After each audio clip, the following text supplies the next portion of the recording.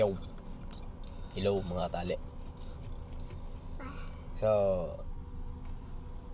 hindi naman lingid sa ating kalaman na ang panahon ngayon, grabe kainit. So, dahil sobrang init, huwag naman nating dagdagan ng mainit na nga. Dagdagan pa natin ng mainit ng panahon. Dagdagan pa natin ng init ng ulo. Pasma na. Mas lalong iinit. Init na. No? So, manatiling kalmado. Para iwas ang tawag nun, heat stroke.